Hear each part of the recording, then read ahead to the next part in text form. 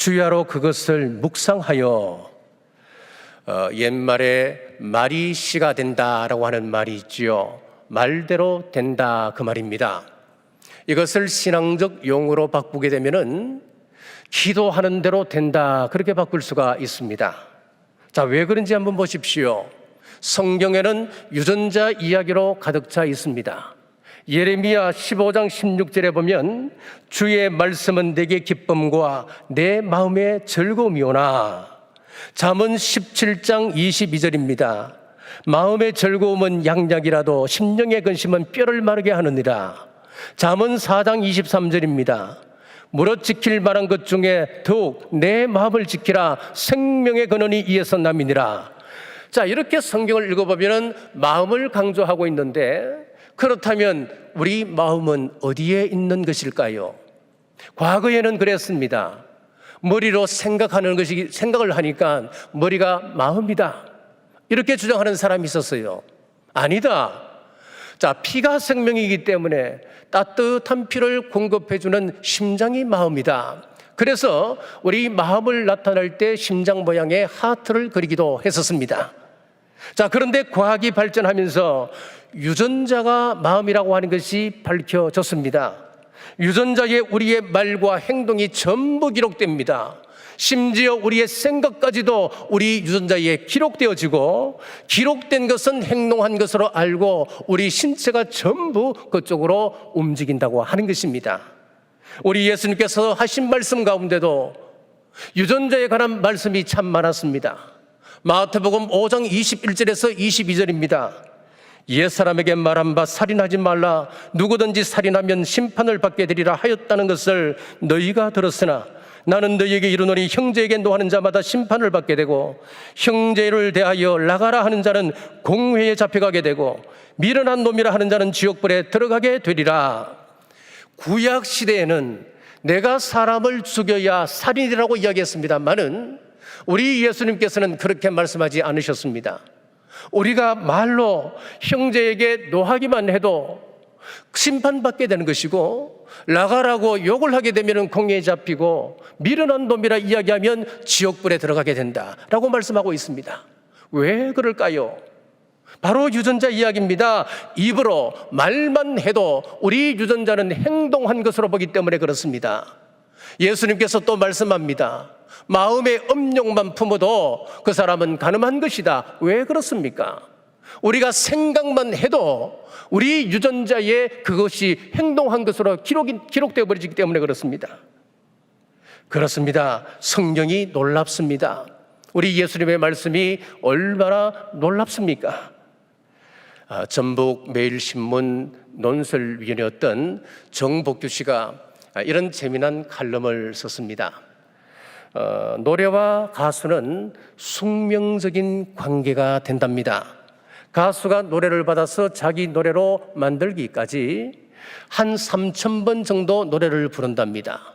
내 감정을 싣고 내 모든 열정을 담아서 3,000번 정도 노래를 부르고 나면은 그 노래 가사의 주인공이 자기가 되어져 버린다는 겁니다. 영시의 기별을 부른 배우는 정말 영시의 세상을 떠났습니다. 낙엽 따라 가버린 사람을 불렀던 차중락, 그는 26세 가을에 낙엽 떨어지는 날 같습니다. 30조매를 불렀던 김광석, 그는 31살의 나이로 세상을 떠났고, 떠나가 버린 노래를 불렀던 김현식은 32 젊은 나이에 세상을 떠났습니다. 간다 간다 나는 간다, 너를 두고 나를 간다 김정호, 그는 33세 이 세상과 하직했습니다.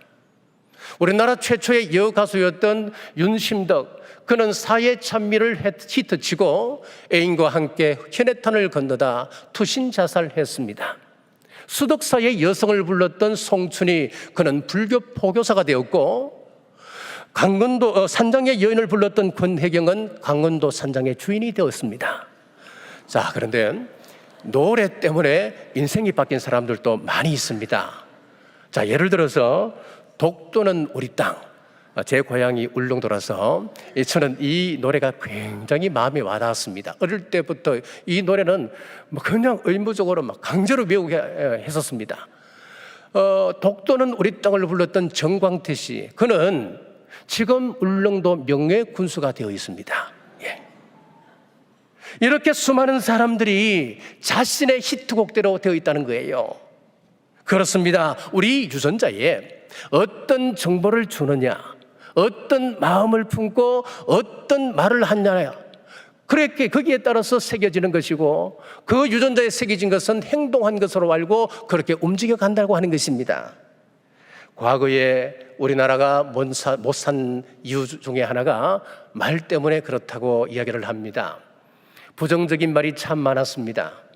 내 자녀가 속을 썩이면은 부모가 자녀에게 하는 이야기가 그냥 무심결에 이 빌어먹을 놈, 그렇게 이야기를 했습니다. 자, 이 빌어먹을 놈이라고 하는 말을 들었던 그 아이가 자라서 이 나라에 이제 주역이 되는데, 이 나라가 어떻게 되겠습니까? 빌어먹는 나라 되지 않겠습니까? 허구한달 외침을 당하고 보릿고개를 지났습니다. 빌어먹었습니다. 왜요? 우리 하나님께서 내 귀에 들린 대로 내가 시행한다 말씀하지 않았습니까? 우리 유전자가 그렇게 움직입니다. 죽겠다는 말도 문제입니다. 배고파 죽겠다, 힘들어 죽겠다, 그리고 귀찮아 죽겠다, 심지어는 좋아도 좋아 죽겠다 그랬습니다. 그러니까 우리나라는 하루 평균 36.6명이 자살하는 OECD 국가 중 자살률 1위, 자살공화국이라고 하는 그런 불명예를 안게 되었습니다. 고인이 되신 이어령 교수님은 이런 재미난 이야기를 했습니다. 우리가 그런 부정적인 말도 있지만은 그래도 우리나라가 이만큼 살게 된 것은 코 흘리게 어린 아이들 때문이다, 그런 이야기를 했습니다. 무슨 이야기냐면은 옛날에 영양이 부족할 때에 아이들이 전부 누런 코를 흘렸습니다. 그러면은 할머니가 무릎팍에 손주를 앉혀놓고 자신의 옷구름을 손주 코에 대고 뭐라고 이야기했느냐? 야야, 흥해라, 흥해라 그랬습니다. 이 집에도 흥해라, 저 집에도 흥해라. 그래서 이 나라가 이만큼 흥하게 되었다, 그런 이야기를 하는데, 자, 이 유머 속에 메시지가 있는 거예요. 우리 유전자에 어떤 정보를 심느냐, 어떤 생각을 하고 어떤 말을 하느냐에 따라서 우리 유전자는 이미 행동하는 것으로 본다는 이야기입니다.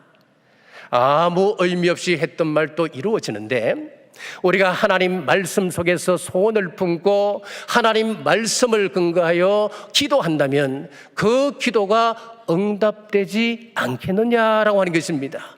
반드시 응답되는 것입니다. 자, 역치의 법칙이라고 하는 것이 있습니다. 영국의 생리학자 호지킨과 흑슬리, 이 두 사람이 공동으로 연구해서 만들어 놓은 법칙입니다. 왜 법칙이라고 하는 말을 붙일 수 있느냐 하면은, 이 법칙이라고 하는 것은 단 한 가지더라도 예외적인 사항이 나타나면 법칙으로서 생명은 잃어버리는 겁니다. 99개가 바른 것이고 한 가지는 잘못되었다 그러면 법칙이 아닌 겁니다. 이 법칙은 예외 없이 모두 맞아야 법칙입니다. 자, 그러면은 이 역치에다가 법칙을 붙였다고 하는 것은 예외 없이 어디에도 적용된다는 이야기입니다. 그럼 역치의 법칙이라고 하는 것이 뭐냐 하면은, 우리 감각세포의 흥분을 일으킬 수 있는 최소한의 자극 크기, 이것이 역치의 법칙이에요.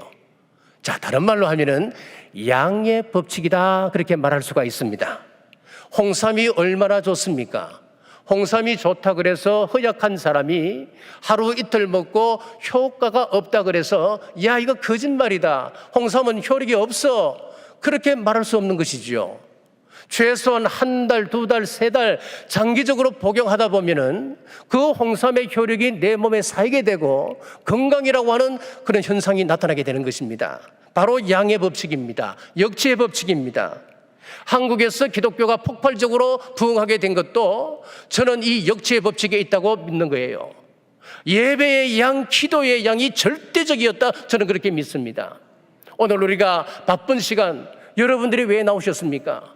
오전에 나와서 예배드리지요. 오후 찬양 예배가 있죠. 수요밤 기도회가 있고 금요밤 기도회가 있고, 또 옛날에는 구역 모임이 있었고 가정 예배가 있었습니다. 새벽 제단도 있습니다. 어느 나라에서 이렇게 많이 예배를 드렸습니까? 어느 나라에서 이렇게 많이 기도했었습니까? 우리가 기도할 때에, 우리가 예배할 때에 역치의 법칙, 그 양이 차고 넘칠 때 기독교 역사상 전무후무한 부흥의 역사가 이 땅에 일어나게 된 것입니다. 성경도 같은 것입니다. 마태, 마가, 누가, 요한은 예수님의 행적 반복입니다. 서신서를 보십시오. 그 서신서에는 예수 그리스도를 통한 구원이 나타나 있습니다. 반복입니다. 요한계시록을 보십시오. 7인, 7나팔, 7대접 전부 다 같은 내용 반복입니다. 구약에서 보면 열왕기상하, 역대상하, 역사서를 보면 반복입니다. 선지서를 보십시오. 똑같은 내용 반복입니다.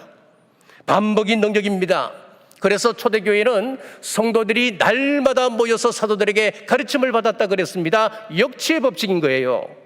예수님께서도 기도는 일상이셨습니다. 삶 자체였습니다. 새벽 미명에 일어나 기도하셨고, 큰 위기를 만났을 때 예수님은 기도하셨습니다. 다니엘은 하루 3번 시간을 정해놓고 기도의 양을 채워갔습니다. 여러분, 아직 응답이 없습니까? 기도해도 소용없대? 여러분, 아니에요. 틀린 말이에요. 성경이 전하는 메시지는, 우리가 한 기도는 절대 땅에 떨어지는 법이 없다고 하는 메시지가 있습니다. 입 밖으로 한 번 나간 것은 그것이 운동력이 있고 또 생명력이 있기 때문에 복이면 복, 화라고 하는, 화면 화라고 하는 그런 열매를 맺고 돌아오지 결코 그냥 돌아오는 법은 없다고 하는 것입니다. 기도의 양이 차서 문턱값에 이르면 반드시 응답이 올 줄 믿으시고 기도의 양을 채워가는 동안의 성도들 되시길 주님의 이름으로 축복합니다.